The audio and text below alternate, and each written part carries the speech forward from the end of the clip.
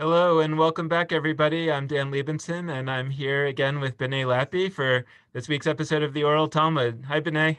Hey Dan, how you doing? I'm good. I'm good. How are you? Good. Strange days. They definitely are. Kids are starting school. We were talking about the challenges. Yeah. But I was really excited to be back with you here to talk about Talmud. And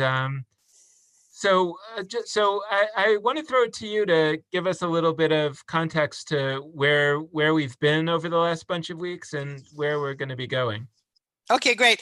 Actually, the first thing that occurred to me when you mentioned the challenge of these days is that my professor from rabbinical school, Eliezer Slomovic of Alav HaShalom, whom I mentioned last time, used to always say, whenever I'm depressed, I learn a little Mishnah and I always feel better. So that's kind of how I feel about Talmud generally. Right. So, in the midst of these challenging days, learning, along with everything else that it does, really, for me, creates a sense of presentness, and the whole world goes away. And that's really healing. So, okay, so where are we going today? Just to be transparent with folks, you and I have this growing Google Doc of Talmud texts that are my and Svara's greatest hits, which we're adding to. And we've kind of chosen which ones to do in a very seat of the pants, kind of way. And as we're moving from the text we've learned to this new set of texts, it occurs to me that they really fall into some big categories. And it's really, I'm still in the middle of figuring this out, but it's helping me clarify for myself the kinds of material and the projects that the Gemara is interested in. And I think the first set of texts that we dealt with, and we will deal with more in this category for sure, because we're still sorting all the texts out, is that the project of what kind of human being is our Jewish system seeking to create. And I apologize, there's a little bit of noise in the background. That's my daughter making some lunch. She's homeschooling. Zoom schooling. So what kind of human being? And I used to think that the Jewish enterprise kept that as a constant. That was our North Star. What kind of human being are we out to create? And that's always been the same, no matter throughout history, and no matter how we have decided to achieve that kind of person. But I don't think that's true at all. I think the rabbis radically changed the kind of human being they wanted to create, from a human being who was obedient, compliant, one who followed what someone else said is right, to a human being who was questioning, challenging, and so on and so forth. So they're putting out their new idea in this new system for who are we trying to raise up as people. And I think now we're entering a set of texts where they're surfacing a new set of foundational principles, new values that were not at all in the old system, that they're now wanting to scoot under this new Jewish project. And it occurs to me in our moment in America that, if we're going to remake our country, we're going to have to make it with some very different foundational principles, right? And option 3, America, of the American dream, has got to have, for example, anti-racism at the bottom. And the human being who's going to live that out is going to look like a really different kind of human being. So I think that's what the rabbis are doing. And At the bottom, by the way, just clarifying, you mean like as a fundamental pillar? That's what I mean. Yeah, thank you. That's what I mean. As what we're standing on. Exactly. And I think today's text begins to show us what they were doing to insert some very new values and principles, which changed how they played out life and the kind of human being that they were creating. Okay, so that's where we are. We're in the tractate of Yoma, which Before we go there, I think it's an open question. I just want to reinforce this for people that are watching, listening, that it's an open question whether in the next version of Judaism, to what extent the values that the rabbis placed at the center of rabbinic Judaism, to what extent do those remain the values? And it may be that they do. And to what extent does actually the act of their having changed the values from what ostensibly are in the Torah, that signifies to us, like we've looked at in the Avnei Vachnai story, for example, when we said, well, if what that story is saying is that the rabbis don't need to listen to the voice of God, then maybe what it's saying to us in the message in the bottle sent to us, we don't have to listen to the voice of the rabbis necessarily. That doesn't mean we should ignore them just because. It just means we have an option. That's one of the questions on the table. So we may, as we look at this particular question and the others that we'll look at in the weeks ahead, we may say, yeah, that's a great value. Maybe we've actually kind of maybe over the last 1,500 years, that we've lost track of that value. That's actually a really cool one, that we should reprioritize. Or it could be that we say, well, just as that one was such a shift from the Torah, now we need to make a shift from that one. And that's what the rabbis wanted. Agreed. And let's remember that we've been in this process of, the crumble before the crash for, I'd say, the last 150 years. And some Jewish communities have gone option 3 in very different ways on what kind of human being they want to create. They don't so much want to create a challenging, questioning human being. Mm-hmm. They want to revert back to the compliant, who am I to say, the ask your rabbi if you can eat the cake, mm-hmm. kind of person. And that's a legitimate move. They can do that. I think it behooves all of us to be transparent about the fact that that's a move and it's a shift, and it isn't the way it's always been, the human being we've always been out to create. Mm-hmm. Yeah, so I think you're right. The lesson for the takeaway for us is, okay, what of these values that they're newly inserting into the tradition are still good? Which ones aren't so good? Which ones we're always missing that we actually know a lot about that we want to insert? Okay, good. So you want to go to the Mishnah? Okay, yeah. So the text we're going to learn today is a piece of Gemara. It's a conversation, explication, fleshing out, interrogating of a previous text, the Mishnah, which comes from the earlier chronological period of the first 2 centuries of the Common Era. And it's one of a series of Mishnahs in this tractate that are surfacing what seems to already have become a common and accepted practice, or a slightly disputed but generally accepted practice of violating certain laws in order to save a life or to prevent harm. And they begin their conversation in the area of Yom Kippur, in the previous Mishnah to the one that is going to be on our page, where they talk about the permissibility of a pregnant person. And of course, they use the term pregnant woman, but we know that in our time, lots of people can become pregnant who don't identify as women. A pregnant person can actually eat on Yom Kippur if they feel the need to. Okay, that's doesn't say that anywhere in the Torah, and that's a severe radical shift. And then in the previous Mishnah, immediately previous Mishnah to our Gemara, they talk about someone who was bitten by a dog. And, maybe the dog was rabid. Now they have a disease. Maybe it's rabies from the dog. And the question is, can you eat the liver of the dog? Can you feed the liver of that rabid dog to the person, which seemed to be some sort of homeopathic cure for the disease? And we have to know that eating the liver of a dog is prohibited, generally speaking. Not kosher. Not kosher. So the question is, can you feed something that is not kosher to someone in the hopes of curing them?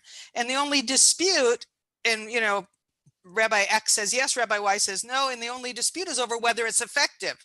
If it's an effective cure, they all agree for sure you can eat non-kosher things. Okay, that's a radical move. Nowhere in the Torah does it say this you can eat, this you can't eat. But if you're going to lose your life, no. So this is a big, right? Right.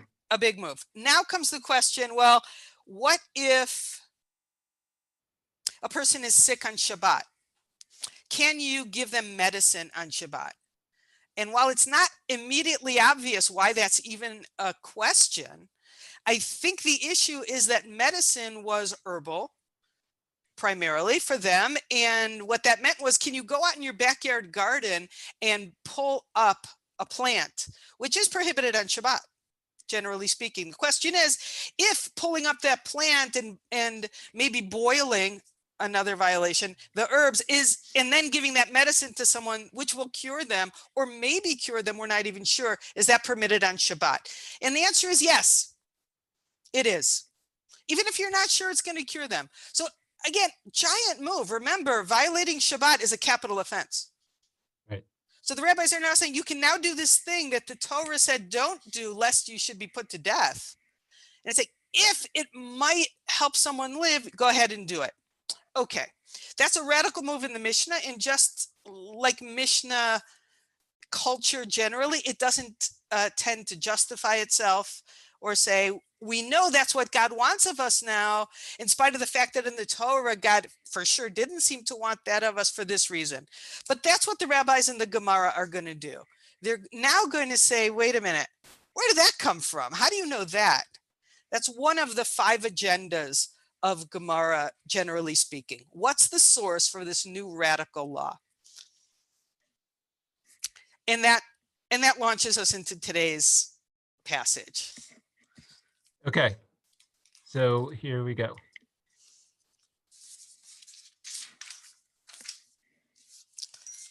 Okay. I like when you read. And Okay. then I can think, and then I can jump in and interrupt you. Okay.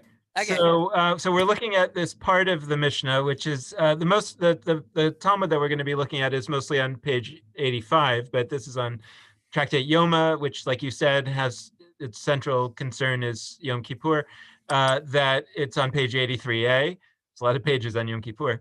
But I think we could just skip the Mishnah and go right to the Gemara. Okay.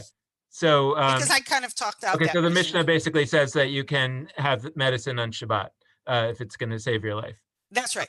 Okay, so we're going to page 85. Great.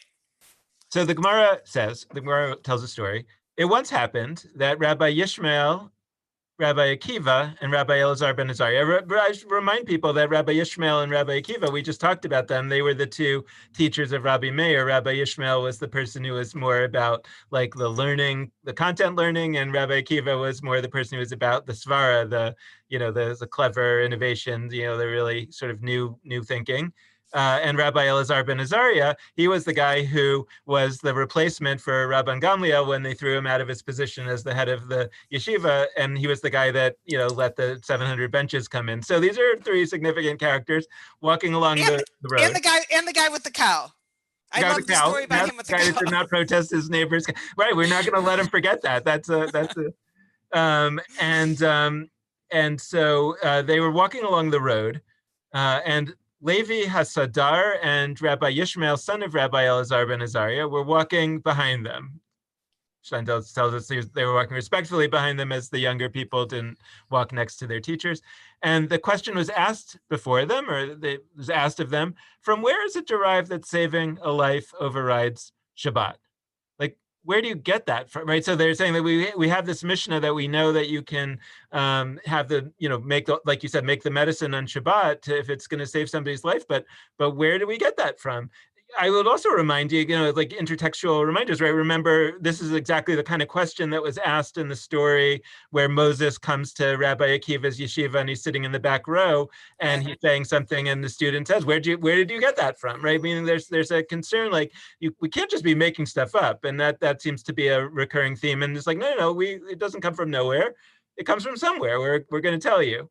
Right, and let's remember that text over in Eruvin that we learned, where the whole project of Rabbi Akiva's academy was teaching his students to savar their svara. And the Rashi there explains that what that means is to go to learn not just what to do. We're going to go beyond go like this Judaism. It's what are the essences underneath the reasons for the norms, and how do you take what you have and analogize and tie some new radical thing that you don't have but you want to insert into the tradition. It's really the class in how to be an innovative activist legislator. And I think this entire passage is part of the instruction manual, because it's technique after technique. How might we go from what we've got in the Torah to this new radical thing that for sure is not only not in it, it's antithetical to it.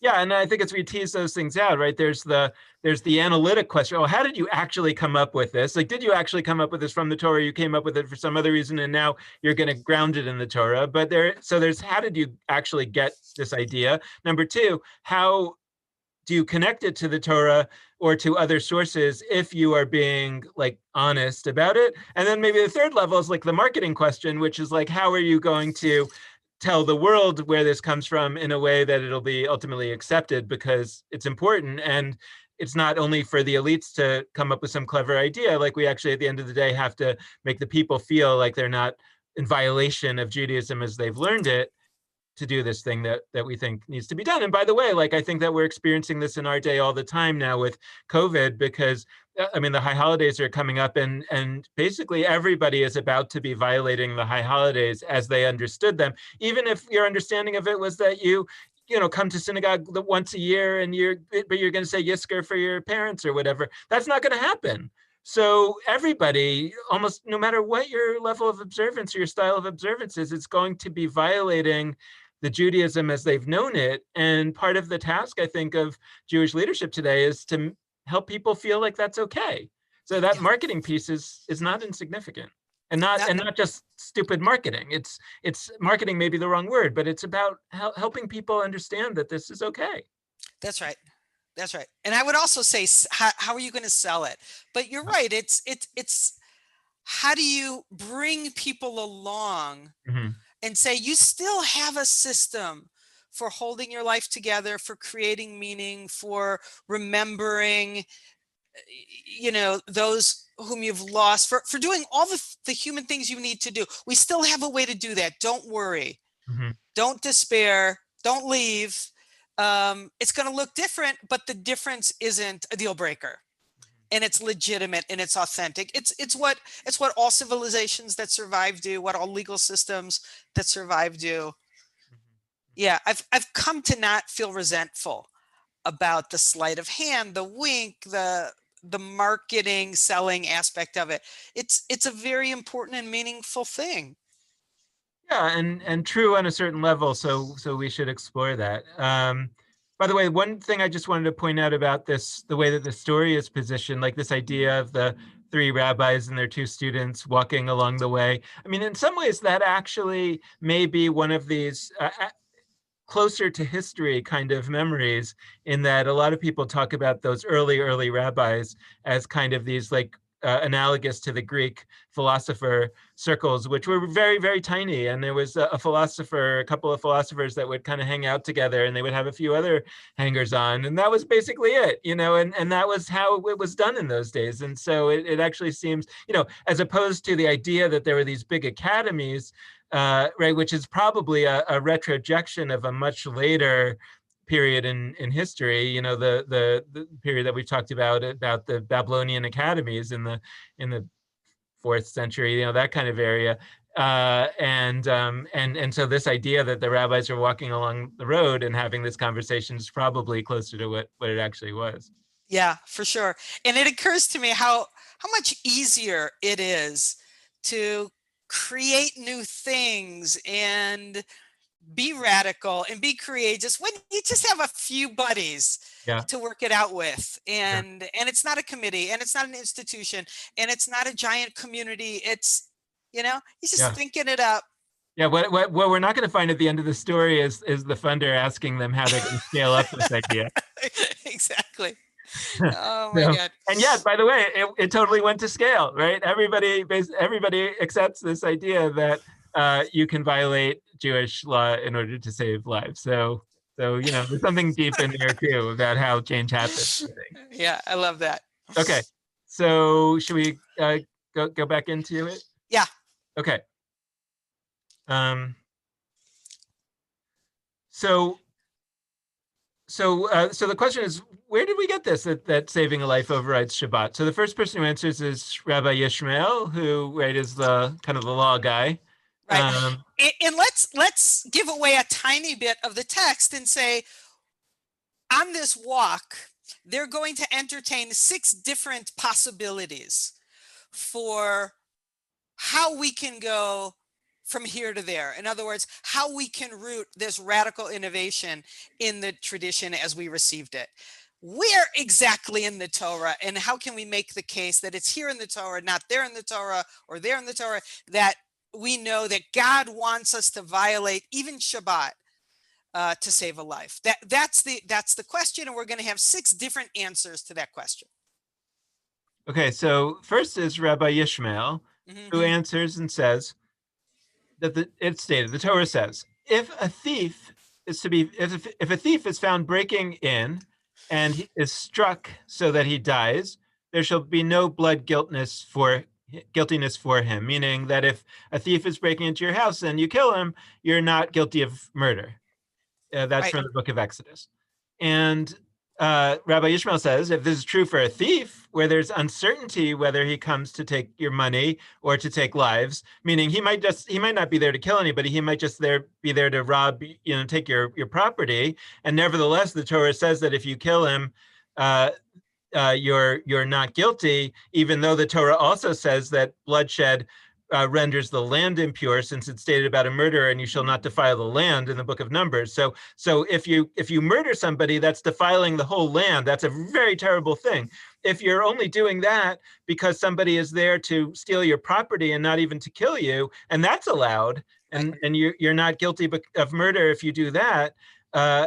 And by the way, right, and I should have noted that not only does it defile the land, it also makes God leave the people, because the Torah also says in in that same verse, in the midst of which I dwell, for I, the Lord, dwell in the midst of the children of Israel. So if you defile the land, then you're also basically defiling God's place of where God is, and God will depart. That's really, really bad.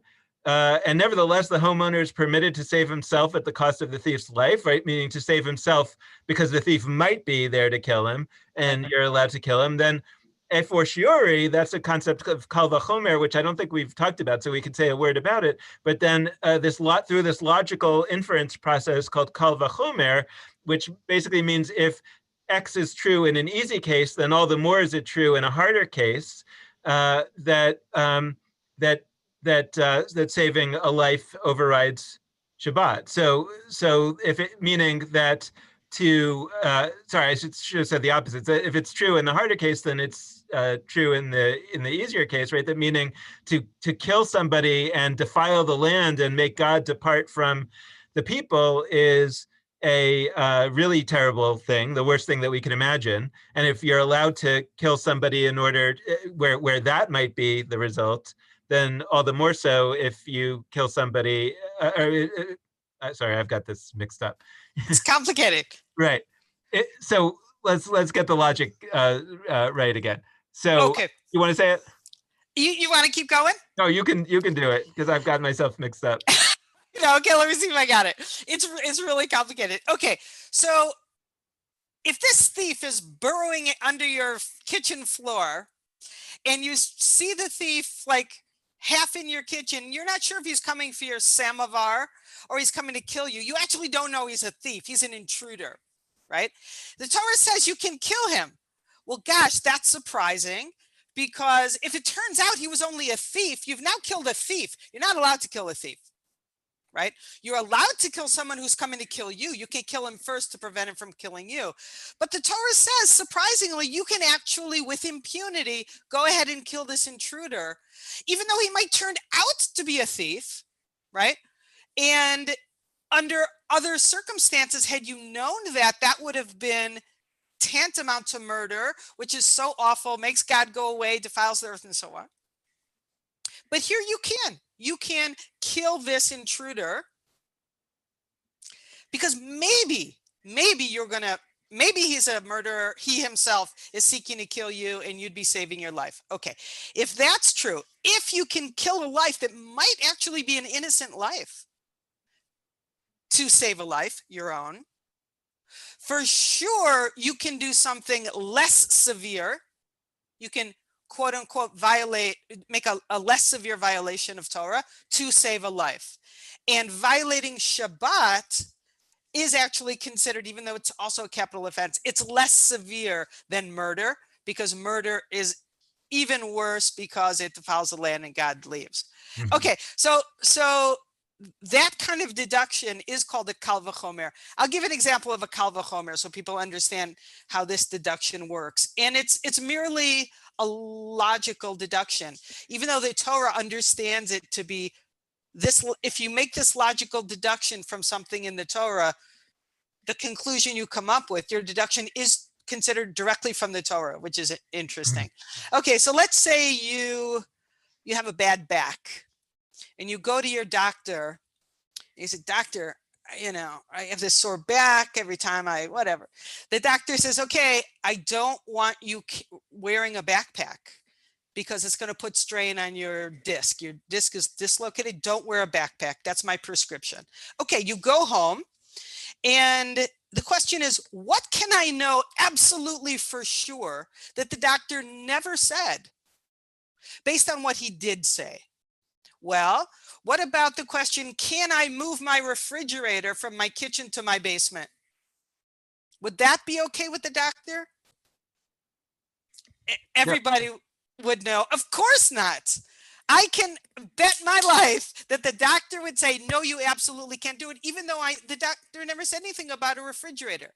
Because if carrying a backpack, which is relatively light, is going to be harmful, I know from my life experience that something heavier is going to be even more risky for me. So I can know that for sure. That's a kal v'chomer. And what you were saying about the way that the rabbis understand the kal v'chomer is from the Torah, is that I could go to my spouse and say, sorry, I can't move that refrigerator because my doctor told me not to move a refrigerator, meaning that because I've gotten there through a logical deduction, it's as if the doctor said it to me. That's exactly right. That's right. I love that. So now your wife can blame your doctor and not saying, hey, Dad, you're just being lazy. Right, exactly. That's a good one.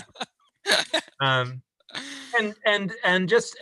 kal v'chomer, right? One of the things that Rabbi Ishmael is famous for is these principles of interpretation that are these kind of more basic, straightforward ones, and that's one of them, right?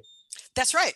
It is. In fact, the Siddur, a traditional Siddur, every single one of them has in the Shacharit, the morning service, the 13 exegetical principles of Rabbi Ishmael that he came up with, one of which is kal v'chomer, this kind of deduction, through which we go from the imperfect, inadequate tradition we have to the possibly unrecognizable, better tradition that we want to make. And I've always thought it was really cool that these are in the Siddur, that every day the average Jew, this isn't like a law school textbook, it's the most popular, in the sense of populous, document we have. It's kind of cool that every person who's doing their morning davening is kind of becoming a creative legal mind and being trained up in the mechanisms of innovation. That's neat, right? Mm-hmm. But I'll also remind that when we were learning about Rabbi Ishmael versus Rabbi Akiva, that even though these principles can and are often used to derive things from the Torah and kind of claim that they're based in the Torah, when you might say that's a bit of a stretch, they're still less radical than the more radical moves that somebody like Rabbi Akiva or Rabbi Meir makes. Absolutely. And Rabbi Ishmael wouldn't publicly say that if you use a kal v'chomer, What he would publicly say is, if you use these principles, whatever you come up with is kind of within the bounds, legitimately within the bounds of what the Torah says, because his principle was Torah dibrat bilshon bnei adam. The Torah speaks in human language, and what it says is what it means. And you can't derive something that's contrary and obviously opposite of what it says, because don't play those games. It wasn't here to be a Rorschach test, to give you literary freedom to make up anything you want, Rabbi Akiva. That, you can only go so far. But the truth is, his mechanisms do allow, and he, I think, would have endorsed moves that really did go beyond the binding of the Torah, content-wise. Okay, so should we move on to the next? Okay, so great. So let's just summarize. That's our first proof. We have our first attempt at finding a source in the tradition, in the Torah, for the idea that you can violate Shabbat to save a life. I think it's pretty reasonable. Don't you think? I don't think it's really super far-fetched. No, not at all. I mean, it seems very reasonable. It's interesting that they spend a lot of ink, because the Talmud tends to be kind of brief in a lot of its stories and a lot of its reasoning, that they actually spend so much ink on this. Yeah. But okay, so that's the first attempt. That's Rabbi Yishmael's volley. Okay. So okay, now another one of the guys speaks up. Says, I got a better idea. Right. So, and it's Rabbi Akiva, right? The more radical one. Okay. So he says, Rabbi Akiva answers and says that it is stated in the Torah, and if a man comes purposefully upon his neighbor to slay him with guile, meaning that here we're talking about an intentional murderer that has killed somebody, you shall take him from my altar that he may die, right? Meaning that even if he goes to the altar and holds on to the altar, there are stories about this with one of King David's sons, that there was this idea that if you hold on to the altar, that's kind of like a safe zone, and nobody can do anything to you if you're holding on to the altar. And here the book of Exodus is saying, yeah, but if it's a murderer, then you can take him away and sort of do what you need to do to him. Great. Right? But one should not take him from a... I think we better read the interstitial explanation. Okay. Okay. So the phrase, so Steinfeld says, the phrase taken from my altar implies that if the murderer is a priest and comes to perform the service, one does not wait for him to do so, but takes him to execution immediately. Okay. But one should not take him from on top of my altar, meaning if he already began the service and is in the midst of it, one does not take him down from the altar immediately, but instead allows him to finish his service. And Rabba Bar Chana said that Rabbi Yochanan said they taught only that a priest is not removed from the altar in order to execute him for murder, but to execute him for murder. You can't remove a priest while he's performing his service because you think he might be a murderer, and taking him to the court, right, might result in him being executed. That you can't do. But if it's in order to preserve a life, so for example, how would it be to preserve a life? Because if Steindaltz explains that if the priest had been a witness to a murder, or to a non-murder, I guess to a murder, whatever, had witnessed and knows that a certain person who would be convicted of murder was actually innocent, and can come to be a witness to the innocence of this person, and thereby would save his life, that you can remove him even in the middle of the service in order to go and save that life by being a witness. Right. Even if you don't know, as the text says, even if you don't know whether there's substance or not substance to his words. In other words, even if you're not sure his testimony is going to be accepted maybe it's not valid. Maybe he can't prove that he was there. Maybe there isn't a second witness. Maybe his memory is so fuzzy that they can't accept his testimony, and it isn't going to eventually exonerate the defendant. Even if you're not sure of that, if there's a possibility that as a witness to this alleged murder, his words might save the life of an innocent defendant, you can take this priest, you can interrupt the Shabbat sacrifice. You can interrupt the sacrifice in order to do that. Okay. So that establishes that you can do something pretty significant, because let's remember that the Shabbat sacrifice is itself overriding Shabbat. The temple service on Shabbat overrides normal Shabbat prohibitions. It takes precedence over Shabbat itself.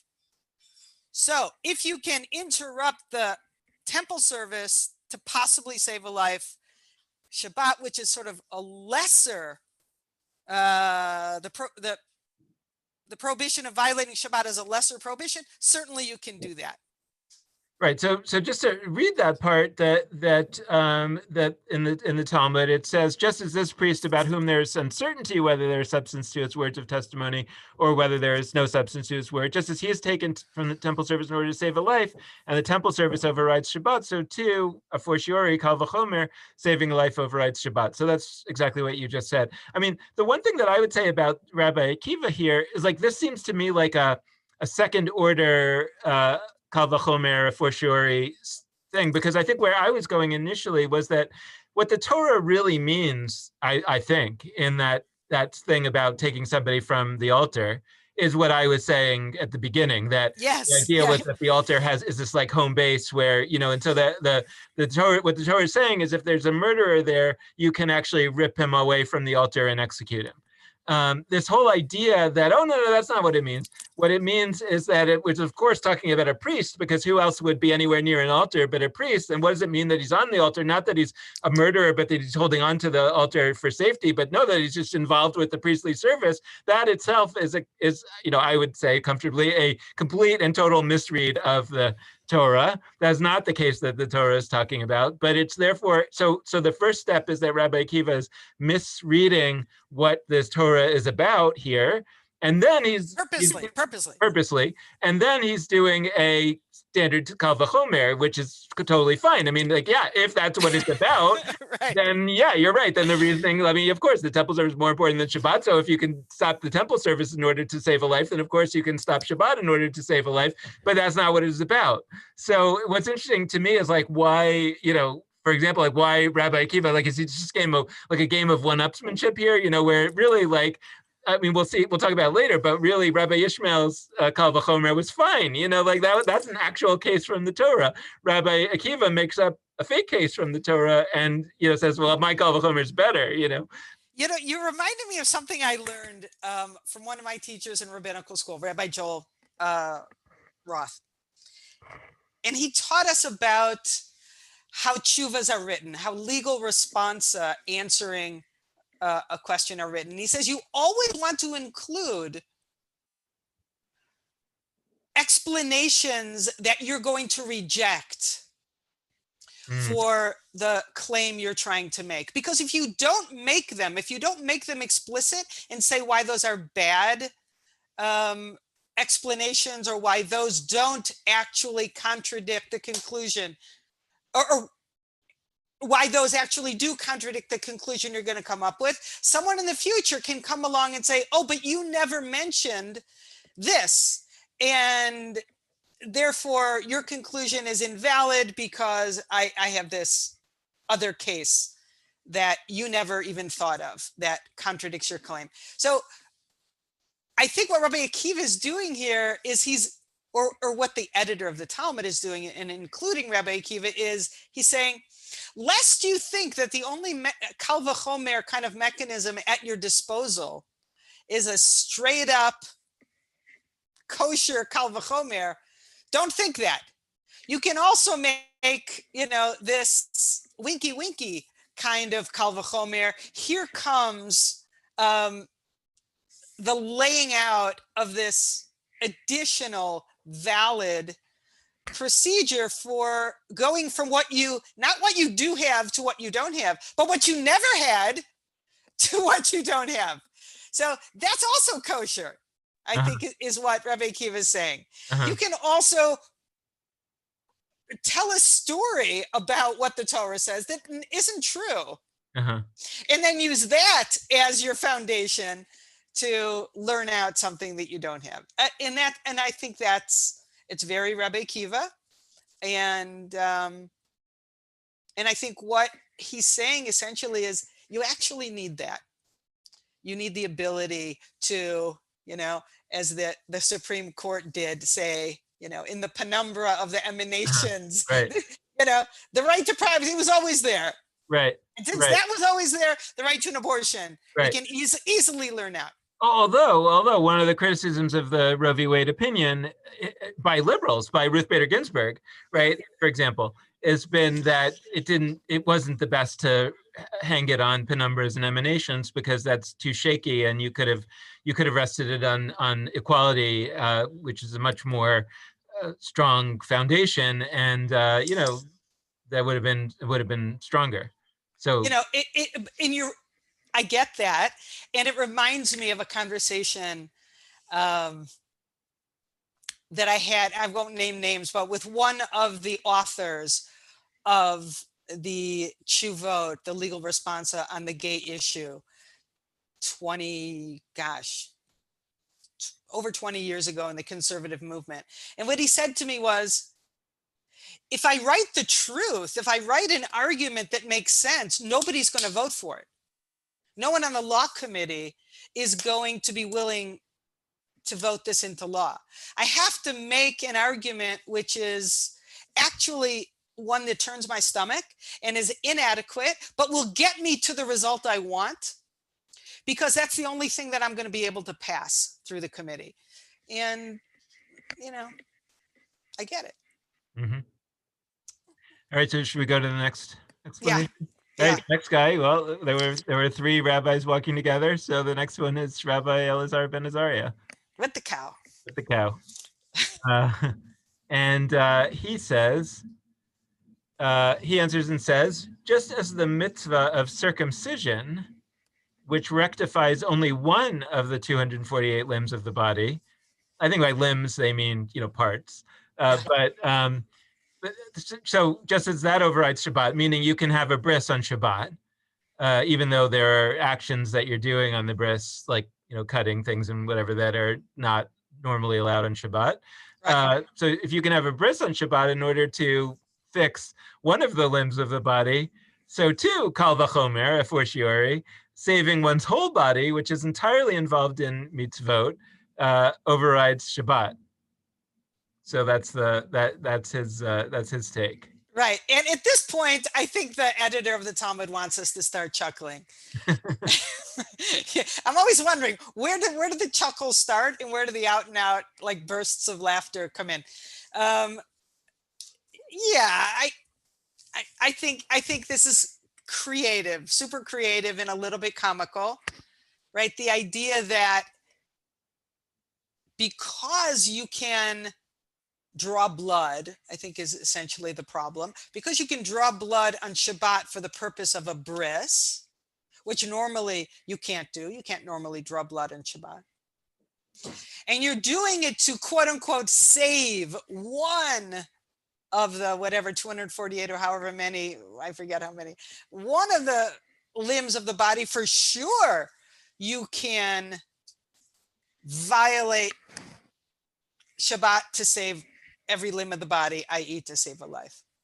It's clever, it's funny. I think the reaction had to have been, oh, that's a good one. That's a good one.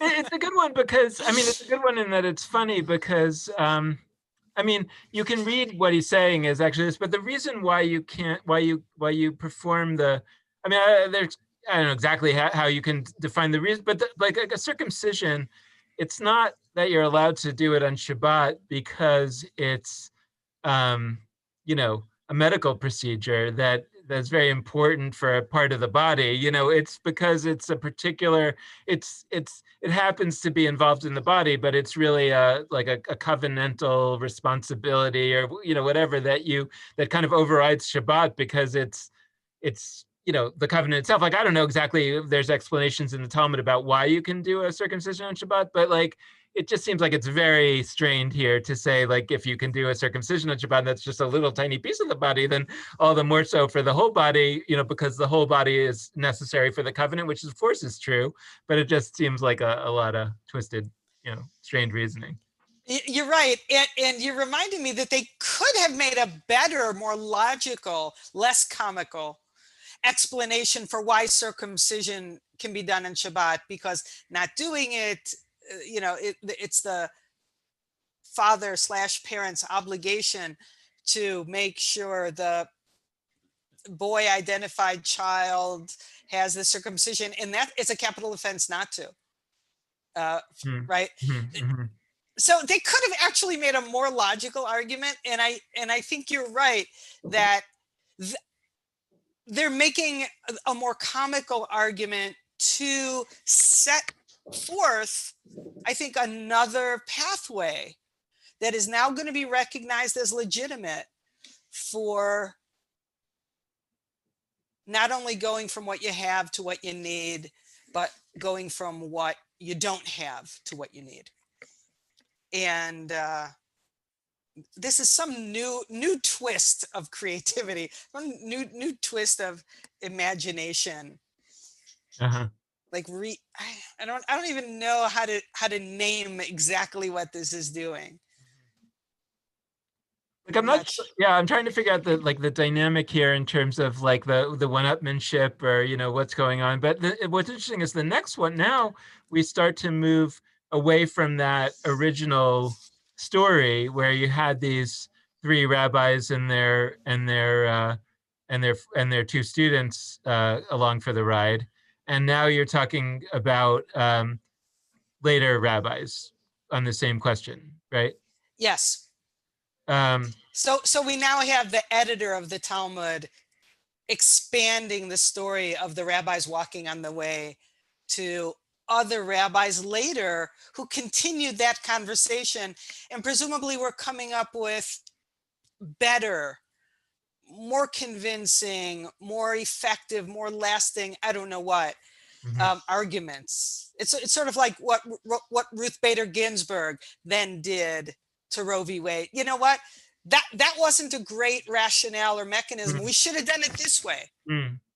And you know, that's exactly what's happening. I mean, that's interesting because that's exactly, you know, right. Roe v. Wade was decided in 1970 something, I think, and you know, it's actually from a line of cases that had this whole thing with the penumbras and emanations, and like, right, all that means they couldn't find a specific place in the Constitution that kind of gave a right to abortion, and so it started with questions about the rights to contraception, and it sort of flows from that line of cases, and they're saying, well, yeah, but there's these, like, you know, we have a right to freedom of speech and a right to this, and out of that comes like a kind of a right to privacy sort of emerges out of the emanations from all these rights. And so we can kind of see a very blurry right that kind of explains, like, well, why do we have a right to privacy? Why do we have a right to why do we have a right to speech and to religion, to this and that? Well, because there's this larger right of privacy that kind of, you know, you have to see it there. You can't understand these rights any other way. And that's very strange reasoning, because you could also say, well,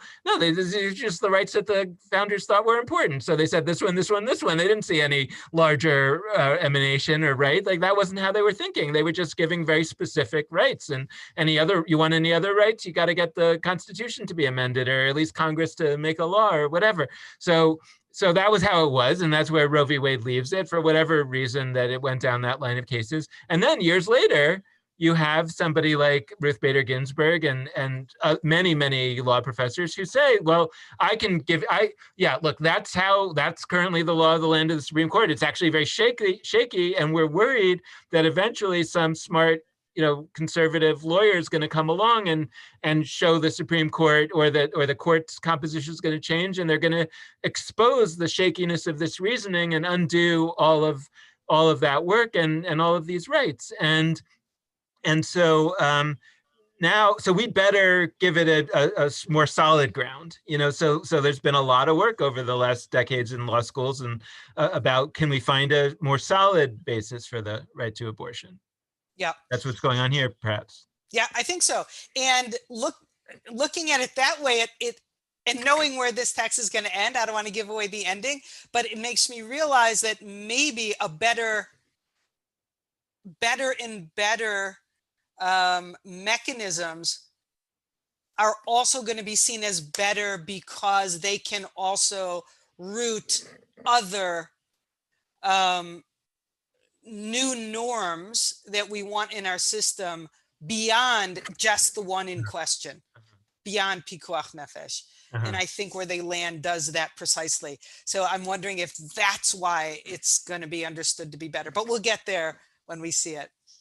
Okay, and by the way, we should probably at this stage tell our viewers that this is a two-part episode. So that you might have to tune in next week for that denouement. Okay, yes. So we'll go to the next one. Rabbi Yosei, son of Rabbi Yehuda, says that it is stated again in the Torah, but keep my Shabbatot. One might have thought that this applies to everyone in all circumstances. Therefore, the verse states, but, a term that restricts and qualifies. It implies that there are circumstances where one must keep Shabbat and circumstances where one must desecrate it such as in order to save a life.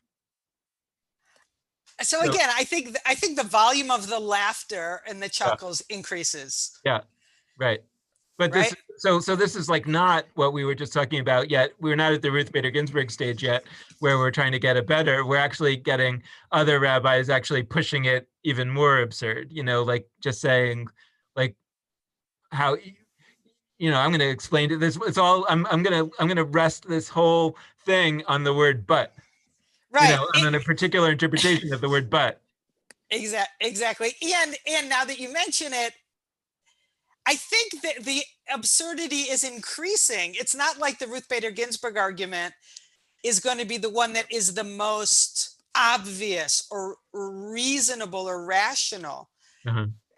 It's the actual opposite. But again, we'll get there when we get there. Yeah, I'm not sure, but that'll be an interesting. I mean, yes, I would say like yes and no, right? Look, I mean, the Ruth Bader Ginsburg argument is also, I wouldn't say absurd, but it's also strained in a certain way. It's just strained in a more acceptable way, right? Meaning it's like, yeah, it might be a strain to, especially if you are thinking about the intent of the authors of the amendments. But we talked some weeks ago about how, the right to, like the transgender cases are resting on this because of sex discrimination, the same-sex marriage kind of cases, right, that say, but I'm being discriminated against because I am a woman who loves a woman, and et cetera. And so that's because of sex, right? Well, that's true, but it's not what the framers of that amendment, or of that law, in this case, the Title VII of the Civil Rights Act, it's not really what they meant. We all know that. But it's a more solid, because it does work from a linguistic standpoint. So it's more solid than penumbras and emanations, which are not even claiming to be based on text. So, it could be a version of that. Yes. But here we're still in like absurdist territory, although, I mean, there is this one element here where at least it's based on text, right? At least what he's saying is like, yeah, no, it's a word, but, like, why would you say but? It's not some logical reasoning. It's just, well, how do I interpret this word? That's right. And the rabbis make a lot of the word buts whenever they occur. It's like, it's this red flag that jumps up for them, especially those in the Rabbi Akiva camp who are willing to make interpretations that actually contradict the Torah, and are looking for, in my opinion, are looking for pretexts in the text to hook those radical deviations from. To bring Jane Canarak and others back into our conversation, they would say it differently. They would say the rabbis really were doing what they believed they authentically believe that they were teasing out God's intent Uh-huh. in making a lot of the word but and saying, the word but God put here. God didn't need to put the word but in. God could have just said, remember my Sabbaths. God didn't need to say but. And God must have meant there to be some limitation implied here. This must be the limit. Right. I can't believe that. Well, and modern biblical scholars would tell you that's the rabbis didn't know, and no casual reader would understand that that's just how they wrote in those days. That doesn't actually mean but in that sense. It just was the way that sentences were constructed in ancient Hebrew. Yeah. Right. Okay. So the mechanism of this proof, this attempted proof, is okay. God said, "Remember my Sabbaths." That looks like all of them, but the word "but" means, but not when it is going to entail possibly losing a life. Those are the ones where you don't remember my Sabbaths or observe my Sabbaths. That's when it's okay to violate, quote unquote, violate Shabbat. In this case, it isn't considered a violation in order to save a life. Okay, it's clever. Yeah. I mean, by the way, one of the things that's interesting is just that, like, and this is a form of reasoning that, the Torah knows how to say things explicitly and does say things explicitly. What's interesting is the idea that, like, yeah, it could have said this in 2 more words, or 3, right? But not when save a lot, but it didn't. But we're going to interpret this but. So it's not that you can't interpret the but that way. I mean, maybe you could, but it does become absurd, when you realize that there are plenty of cases where the Torah wants us to learn a particular limitation on the law and says so explicitly. Absolutely. So let's look at the last one before the final one, because that'll be for next week. But let's look at the ones that kind of don't make it in the end. The last version of that Okay. is Rabbi Yonatan ben Yosef, who says, for it is that it is stated in the Torah in Exodus, for it is sacred to you. This implies that Shabbat is given into your hands, and you are not given to it to die on account of Shabbat. Like, it is sacred to you, not you are sacred to it. Rabbi Shimon ben Manasseh said, it is stated, and the children of Israel shall keep Shabbat to observe Shabbat. The Torah said, desecrate one Shabbat on his behalf, so he will observe many Shabbatot. I'm now realizing, Dan, that we should have put a paragraph break. I think we conflated these two as if they were one. I think these are 2 proofs. Okay. So I'll add that to the. Okay. So let's look first at Rabbi Yonatan ben Yosef, who says, he's quoting the Torah saying it is sacred to you, which implies that it is sacred to you, not you're sacred to it. So if Shabbat's gonna cause you to die, you got it wrong. That's right. That's it. And that's the beginning and the end of his proof. So he's quote unquote drashing those words to you. He's saying, you know what? Those words seem to be superfluous. And one thing we know is God's not a blabbermouth. Anything that looks superfluous isn't. It's there to teach you something unique and additional, because it could have just said the Shabbat is sacred. Period. No, say to you means it's sacred.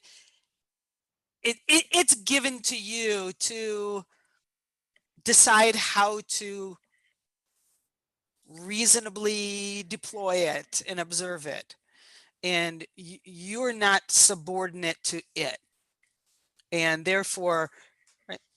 And this is, it's not likely that that's what it means, but it's not, at least it's not using some overly twisted form of reasoning. It's just using a kind of a clever language interpretation, meaning in some ways, like, I think maybe the fulcrum of the absurdity is I'm just trying to think, like, where does it gets to its most absurd? Is that with Rabbi Elazar ben Azariah or Rabbi Yosei, son of Rabbi Yehuda, with the but? But like it from my perspective, it gets like more absurd and then less absurd. And in the sense that it's still absurd, meaning any of these readings are stretches. Absurd may be the wrong reason, but like they're stretches, but they're stretches in a slightly different way. And I think Rabbi Ishmael's in some ways is not absurd in one way, and the ultimate one from Shmuel is going to be also not absurd in a different way, but both are strained a little, and actually probably the Shmuel one is more strained. So yeah. So the second to last, and we'll just conclude on this one, is Rabbi Shimon ben Manasseh, who said, from also quoting Exodus, that the Torah says the children of Israel shall keep Shabbat. And, I think his point is that basically the main commandment here is that the children, we want people to be keeping Shabbat. So it's a kind of a utilitarian argument. The more Shabbat keeping, the better. So if we can keep a person alive so that they can fulfill, hundreds more Shabbats in their life, then that is on balance a good trade-off from desecrating one Shabbat. Yeah, I think this is really creative too. Yeah. The idea is, I can't do what you want me to do, God, if I'm dead. Mm-hmm. So if you want me to fulfill this, I have to do whatever I need to do to stay alive, even if it means once violating this, so that I can, in all subsequent weeks, for God willing, a long lifetime, carry out this command. Right. I mean, it's actually seeing the goal. It's actually a quite good reading. It says that the goal is to observe Shabbat as a concept, meaning that not this Shabbat, but to observe Shabbat. So if I live longer, I'm going to observe a lot more Shabbat with a capital S than if I die just because I observed this Shabbat. So it's re-understanding that it's I don't know quite the right language. It's understanding Shabbat to be a larger concept rather than a particular day this week, right? And I actually think that's quite beautiful. It is beautiful. And in my opinion, for sure, that's not what it meant. Uh-huh. For sure, what it meant in biblical times was keep Shabbat, period. Right. Whatever happens, even if you die. I mean, we know that, the genius of the Maccabees, their innovation was fighting on Shabbat, even though you weren't supposed to. You were supposed to let yourself get schmeiced and, lose the battle, lose the war, even if fighting on Shabbat was necessary, because you weren't supposed to fight on Shabbat. You're supposed to lose if it came to that. That's how we understood the Torah, and that's pretty clear what it must have meant. And the Maccabees' innovation was saying, screw that. I'm going to stay alive, and I am going to fight in Shabbat. And that's what I think God wants of us. And it wasn't until the rabbis hundreds of years later who actually took what the Maccabees did and put it in our Mishnah. So there's something interesting about what the activists on the front lines do that it enters the legal system and the legislative process much later, not the other way around. Well, I would say, though, that Rabbi Shimon ben Manasseh's way of going about it, this last one before the final one, it just feels to me like that's the kind of reasoning that feels like what people I could imagine the Maccabees saying that, why should we fight on Shabbat? Because this is not about this Shabbat. It's about Shabbat. It's about doing the most observance that we possibly can. That means we have to stay alive. So of course we can, break the law right now in order to stay alive so that we can observe the law forevermore. That just feels like very common human reasoning. It's actually the least, quote, rabbinic, in the sense of that we might stereotype the rabbis as this totally over, crazy type of reasoning that we see from Rabbi Akiva, for example. And for better or worse, I think there's something to it where we say okay, this seems reasonable to me. Yeah, agreed. But we have to and for us, Pikuach Nefesh, 2,000 years into a tradition where it's assumed that, of course, we as Jews are going to violate a law. I know there are 3 exceptions, but leaving that aside, to save life, it's so second nature to us that we don't realize how radical that idea was in biblical times. It was not given to the individual to say, oh, but for me, it seems ridiculous to lose my life by following the letter of the law. Of course, the tradition, of course, God wants that kind of svara was not at all sort of recognized as legitimate. It's only in the rabbinic reshaping of the tradition that they say that that kind of svara is exactly what we're allowed to do.